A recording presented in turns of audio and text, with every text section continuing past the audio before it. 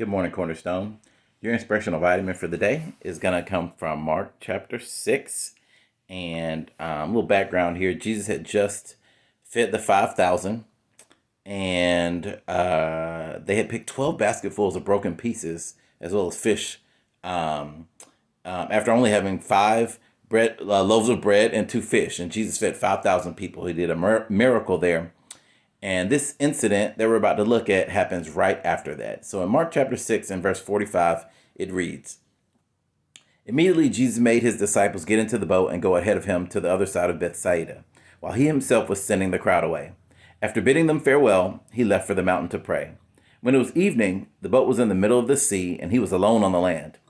Seeing them straining at the oars, for the wind was against them, at about the fourth watch of the night, he came to them, walking on the sea, and he intended to pass by them.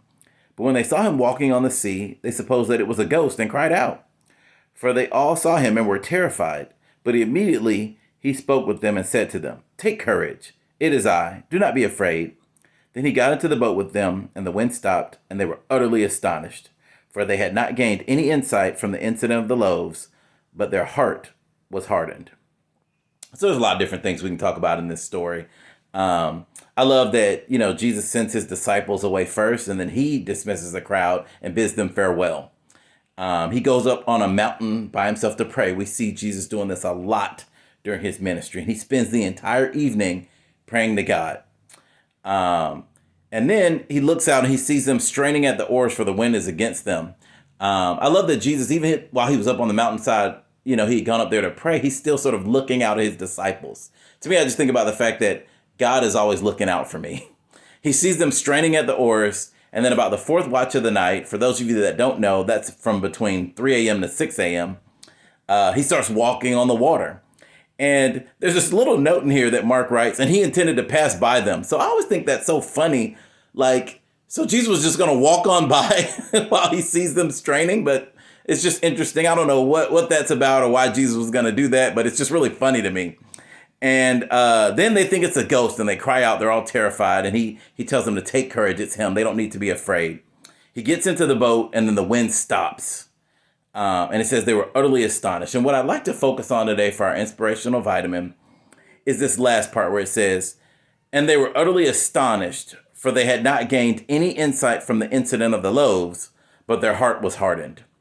And it just makes me think about, Jesus expected them, or I guess Mark is commenting here that they should have realized after what he did, feeding all those people, that one, he's looking out for them, and two, he's going to take care of them, and three, he can do anything. They shouldn't have been blown away or astonished that he could walk on water. I mean, they'd seen him at this point in the ministry heal the sick, cure the lame, heal lepers,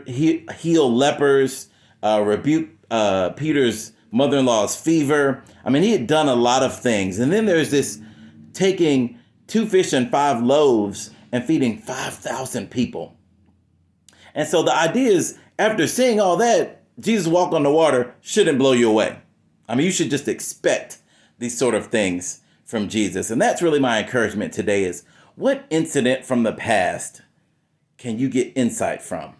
What can you look at in your past and say, man, God really showed up when I needed him? Or God took care of this problem? Or God really stepped in and provided a solution for the things that were going on in my life? And what insights can we take from those situations into our problems and challenges of today? And can we decide that in the future, because Jesus said, in this world you will have trouble, that when things come up, we can still trust him, and we can look at God's track record, right? We can look at God's past experiences with us. We can look at the history that we have with God and who he is and what he's done. And we can then move forward with faith into any challenge, situation, or trial. And because we know the one who's looking out for us. So that's the spiritual vitamin for the day. I hope you're encouraged, and I hope that you will gain some insight from past experiences with God to take into the future when other things come up. Love you. Have a great week.